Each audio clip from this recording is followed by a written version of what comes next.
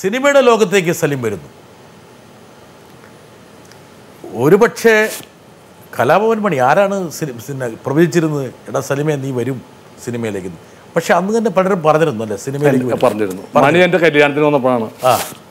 ഇനി അടുത്തത് കല്യാണത്തിന് വന്നപ്പോൾ നല്ല സൂപ്പർ സ്റ്റാറിനെ പോലെ നല്ല സുന്ദരനായിട്ടായിരുന്നു. എന്തായാലും സിനിമയിലേക്ക് വരുന്നതിന് മുമ്പ് ഇല്ല, മണി അന്ന് തിളങ്ങി വെട്ടി തിളങ്ങിക്കണാണ്. അപ്പം ഞങ്ങൾ കലാഭവനിൽ ഒരുമിച്ച് പ്രോഗ്രാം നടത്തുന്നതാണ്. അപ്പോൾ വന്നപ്പോൾ പ്രോഗ്രാം ഉണ്ടായിരുന്നു എൻ്റെ വീട്ടിൽ, നമ്മുടെ സഹപ്രവർത്തകരുടെ. മണി കുറച്ച് ലേറ്റായിട്ടാണ് വന്നത്. അപ്പോൾ അവൻ പറഞ്ഞു ഇങ്ങനെ, അവൻ പറഞ്ഞതാണ് ഇങ്ങനെ. ഇപ്പം ഞാൻ വന്നു, ഇനി അടുത്തത് സലീമാണെന്ന് എല്ലാവരും പറയുന്നുണ്ട്. കേട്ടപ്പോൾ ഒരു സന്തോഷം തോന്നി. അത് അതിന് സന്തോഷം തോന്നുന്നു. എല്ലാവരും ഇങ്ങനെ ഒന്നൊന്നായിട്ട് ഇങ്ങനെ കയറിക്കൊണ്ടിരിക്കുകയാണ്. എല്ലാവരും വരണം എന്നുള്ള ഒരു പക്ഷേ ആ സിനിമയുടെ ആ കാലഘട്ടത്തിൻ്റെ ഒരു പ്രത്യേക പരിപ്രേക്ഷ്യമുണ്ട്. അതായത് മിമിക്രിയിൽ നിന്ന് ഒരുപാട് പേര് സിനിമയിലേക്ക് കയറി ഇങ്ങനെ രക്ഷപ്പെട്ടു. അത് പക്ഷേ അതിൻ്റെ പേരിൽ തന്നെ ഒരുപാട് പേര് മിമിക്രിയിലേക്ക് വരാൻ തുടങ്ങി. അവിടെയാണ് കുഴപ്പങ്ങൾ പറ്റിയത്. മിമിക്രി തകർത്ത് കളഞ്ഞു. തകർത്തു എന്ന് പറയാൻ ഞാൻ ആളല്ല, മായം ചേർത്തു. എന്തൊക്കെയോ കുഴപ്പങ്ങൾ ഉണ്ടായിട്ടുണ്ട്. കുഴപ്പമുണ്ട്, മൊത്തത്തിൽ കുഴപ്പമുണ്ടായിട്ടുണ്ട്. മിമിക്രിയിൽ കുഴപ്പമുണ്ട്. ഇപ്പം മിമിക്രി ഇല്ലല്ലോ, പിന്നെന്താ ഉള്ളത്? TV ഷോയിൽ മാത്രമേ ഉള്ളൂ. അല്ലാതെ ഒരു സ്റ്റേജ് പ്രോഗ്രാം എന്ന് പറഞ്ഞ് 2.5 മണിക്കൂർ മിമിക്രി ഇല്ല. ഗാനമേള, സിനിമാറ്റിക് ഡാൻസ്, മിമിക്രി, 2-3 സ്കിറ്റ്, ഇത്രേ ഉള്ളൂ. അല്ലാതെ ഒരു ഫുൾ ടൈം പ്രോഗ്രാം എന്ന് വെച്ചിട്ടുള്ള സംഭവമേ നിന്നു. ഒരു ഫുൾ ടൈം ഷോ ആയിട്ട് മിമിക്രി ഒന്നും നടത്താൻ പറ്റുന്ന ഒരു ശേഷി ഇപ്പോൾ ഇല്ല ആർക്കാക്ക്. അതാണ്. അല്ലാണ്ട് ആളുകൾ നല്ലത് കണ്ടിരിക്കുകയും ചെയ്യും. പക്ഷെ ഭയപ്പാട് അങ്ങനെ നടത്താൻ പറ്റില്ല എന്നുള്ളൊരു. അല്ല, ടെലിവിഷൻ ഷോ ഒരു പക്ഷേ മിമിക്രി എന്നുള്ള കലയെ നിലനിർത്തിക്കൊണ്ടിരിക്കുകയാണ്. അല്ല, വേറെ സംഭവമുണ്ട്. ഇത് ഇപ്പം ഞങ്ങളും ചെയ്യുമ്പോഴും ടെലിവിഷൻ ഷോക്ക് ഞങ്ങൾ പോകുമായിരുന്നു. പിന്നെ ഒത്തിരി സംഭവം ചെയ്തിട്ടുണ്ട്.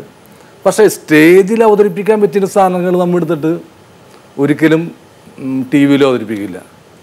അത് സ്റ്റേജിൽ കൂടി കണ്ടാൽ മതി. ഇപ്പം ആർക്കും കയറി നിരങ്ങാവുന്ന ഒരു മേഖല. ഇപ്പം അതല്ല, ഒരുത്തൻ സ്റ്റേജിൽ അവതരിപ്പിക്കുന്ന പരിപാടി യാതൊരു ഇതില്ലാതെ മറ്റവൻ കൊണ്ട് TV കൊണ്ട് കാണിക്കുന്നു.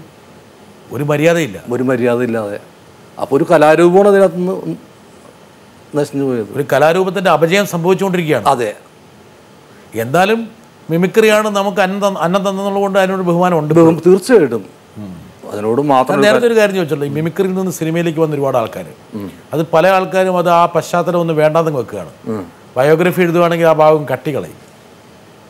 എന്താ അഭിപ്രായം? അത് ഓരോരുത്തരുടെ വ്യക്തിത്വമാണ്. അതൊക്കെ ഒരു മര്യാദക്കാരനായല്ലോ ഇപ്പോൾ സലിം പെട്ടെന്ന്. അല്ല, ഞാൻ പറഞ്ഞില്ലേ, പക്ഷേ എന്നെ ആക്കിയത്, ഞാനൊരു മെയ് മാസം 31-ാം തീയതി എറണാകുളം ഫൈനാൻസ് കാർഡിൽ വെച്ച് ഞാൻ നിലവിളിച്ചു പോയി പ്രാർത്ഥിക്കുന്ന സമയത്ത്. ആർക്കും മനസ്സിലായില്ല എന്താണെന്ന് ഞാൻ കരയണത്. അപ്പം എല്ലാവരും വന്ന് തന്നെ ആശ്വസിപ്പിച്ച്, വേറെന്തോ പ്രശ്നമാണെന്ന് വെച്ചിട്ട് ഞാൻ പറയാനും പോയില്ല. ഞാൻ പറഞ്ഞു, നാളെ തുടങ്ങി എൻ്റെ ഒരു ചേട്ടൻ മരിച്ചു, പിന്നെ ഞാനും ഉണ്ട്, അമ്മയുണ്ട്, ഒരു സഹോദരി, ഈ സഹോദരിയുടെ മകൻ. ഞങ്ങൾ 4 ഇനി ആഗസ്റ്റ് മാസം ഓണം. മെയ് കഴിഞ്ഞു, ജൂൺ, ജൂലൈ, ആഗസ്റ്റ്, ഈ 3 മാസം കൊണ്ട് 250 രൂപ എൻ്റെ കയ്യിലുള്ളൂ. എങ്ങനെ ജീവിക്കും? അതോർത്താണ് ഞാൻ കരഞ്ഞു പോയത്. പക്ഷേ അത് പിന്നീടത് അപ്പോഴാണ് ടെലിവിഷൻ ഷോ വന്നത്. ടെലിവിഷനിലായിരുന്നെങ്കിൽ സലിം കുമാർ ദാരിദ്ര്യം കൊണ്ട് ചത്തുപോയി. ഒന്നും പറയാൻ പറ്റില്ല.